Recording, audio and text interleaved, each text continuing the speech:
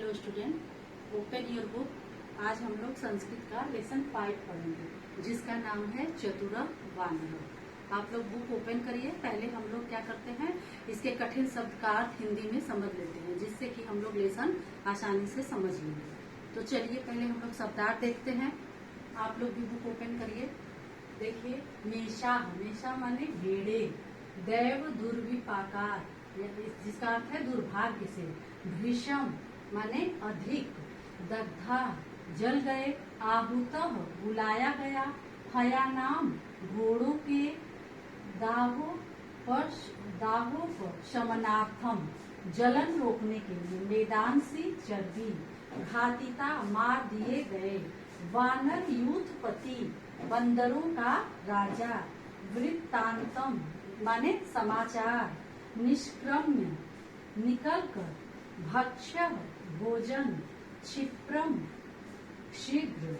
आरूढ़ चढ़कर। अब चलिए हम लोग देखते हैं, पढ़ते हैं लेसन। लेसन का नाम है चतुर वानर, जिसका अर्थ है चालाक बंदर या बुद्धिमान बंदर। चलिए देखिए, कस्मिंश् नगरे चंद्रो नाम का भूपति आसीन। किसी शहर में, नगर में एक चंद्र नाम का राजा रहता था। तस्य भवन परिसरे अनेके अश्वा वानराः मेषा च सन्ति। उसके राज भवन में बहुत सारे घोड़े, बंदर और भेड़े रहती थी। एकदा दैव दुर्विपाका तस्य अनेके अश्वा भृशं दग्धा। एक बार क्या हुआ कि दुर्भाग्यवश राजमहल में आग लग गई और उसके सारे उनके जो घोड़े थे वो बस उसमें से अधिक घोड़े जो थे, अनेक घोड़े जल गए। राजवैद्यन अकिथितम, राजा ने वैद्य को बुलाया तो राजवैद्य ने कहा, हया नाम दाहोप शमनार्थम, यानी कि वानराणाम मेदांसी अपेक्षते। मेदांसी मीन्स चर्बी, आप लोग पढ़े ही है। तो राजवैद्य ने कहा कि इन घोड़ों के जलन को रोकने के लिए अगर आपको बंदरों की चर्बी लगानी पड़ेगी, जिससे कि इनका जो है जलन कम हो जाएगा। वैद्य वचनानि पालयन राजा अश्वोपचाराय आदिशत। वैद्य की बात मान करके राजा ने अपने घोड़ों का उपचार करने के लिए आदेश दे दिया। एव अश्वोपचाराय बहवः वानराः घातिता। इस तरह जैसे ही राजा का आदेश मिला, बहुत सारे बंदर जो है राज सैनिक वो मारने लगे, जिससे कि घोड़ों का उपचार हो सके बंदर की चर्बी निकाल करके।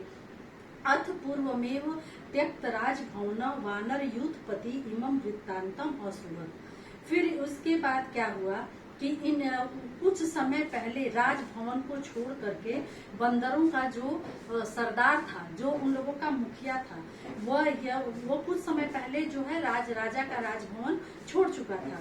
उसके पास यह समाचार पहुंचा। स अचिंतयत, उसने सोचा, कथमेन राजनम दंडयामि, तो उसने सोचने लगा कि मैं किस तरह से राजा को दंड दूं। ये नेदम अकार्य कृतम, जो राजा ऐसा काम कर रहे हैं।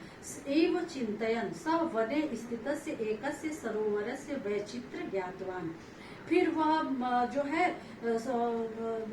चुपचाप सोचता रहा। फिर उसे पता चला कि जंगल में एक ऐसा तालाब, एक विचित्र तालाब है, जिसके बारे में बंदर को पता चला। स कोऽपि तम सरोवर प्रविशति सह नाशमेति। अगर जो भी उस तालाब में प्रवेश करता है उसका नाश हो जाता है। सह तत्र अगच्छत, वह वहां गया। दूरस्थ एव सन कमल नालेन सरोवर जलम पातुमारभत। वह वहां जाकर के बंदर क्या किया कि कहीं से कमल की नाल ले आया और उसी से उस तालाब का पानी पीने लगा। तत्क्षणमेव रत्नमाला भूषित एक राक्षस जल मध्यात निष्क्रम्य औदत। उसी समय एक रत्नों की माला से सुशोभित एक राक्षस जो है उस तालाब के बीच जल में से निकलकर बोला, भो वानरः अत्र सलिले यह प्रवेशम करोति स मे भक्ष्य, पर त्वम अतीव चतुरो असि, यह जलम अनेन विधि नाम पीबसि।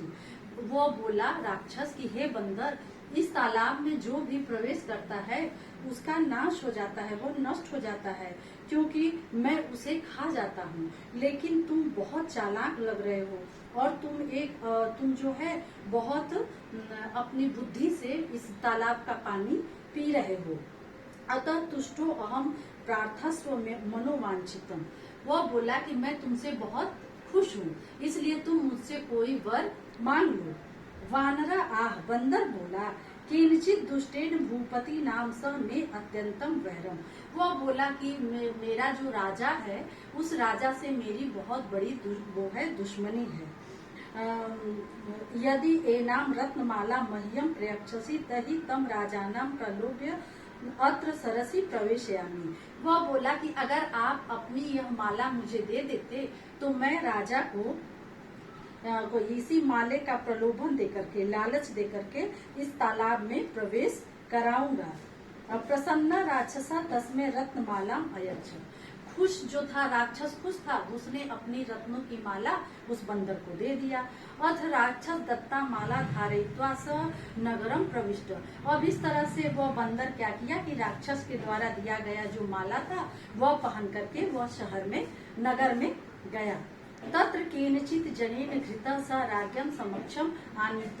उसके बाद कोई क्या हुआ कि कोई जो है उस जो दुष्ट व्यक्ति उसको पकड़ करके राजा के सामने ले गया। रागा पृष्ठ स अभासत। वह राजा के पास जाकर के बोला, महाराजा वने रत्नमाला सनार्थ एक सरह अस्ति। वह राजा के पास गया तो बोला कि महाराज, यह माला मुझे जंगल में एक तालाब है, उसी तालाब से मुझे यह माला मिली है। तत्र सूर्योदय यह प्रविशति सह रत्नमाला भूषित निशरति। सुबह सूर्योदय के समय जो उस तालाब में प्रवेश करता है वह यह रत्नों की माला से सुशोभित होकर बाहर निकलता है। लोभा कृष्ण राजा उवाच। लालची राजा उससे बोले, अदेव तर्यम सपरिवार तत्र गमिष्यामि। तो मैं आज ही सुबह उठकर अपने परिवार के साथ वहां जाता हूँ। ये न प्रभुता रत्नमाला लप्स्यते, जिससे मुझे भी यह रत्नों की माला मिल जाए। अथ स परिवार राजा वानरेण स वनम गतवान। इसके बाद राजा अपने परिवार सहित बंदर के साथ वह उस जो है जंगल में गया। तत्र वानरोक्ति विधि नाम राज्ञ सर्वे जना जल मध्य प्रवेशिता। और फिर उसके बाद बंदर के बताए अनुसार राजा अपने सपरिवार सहित जो है उस जो तालाब था उस तालाब के जल में राजा प्रवेश किए। सद्य एव ते रत्नमाला भूषितेन राक्षसेण भक्षिता। और फिर तुरंत उस तालाब से राक्षस निकला जिसके द्वारा राजा का पूरा परिवार राक्षस के द्वारा खा लिया गया। विस्मिता नृप वानरम अपृष्ठत। और उसके बाद जो है राजा आश्चर्यचकित होकर के बंदर को देखने लगे। वृक्षम आरूह्य स राजा नाम उवाच। वृक्ष पर चढ़ करके, पेड़ पर चढ़ गया बंदर और वह राजा से बोला, भो दुष्टे नरपते प्रसन्नो भव। वह बोला, अरे दुष्ट राजा, अब तुम खुश हो। नष्टा ते परिवारा, तुम्हारा परिवार नष्ट हो गया।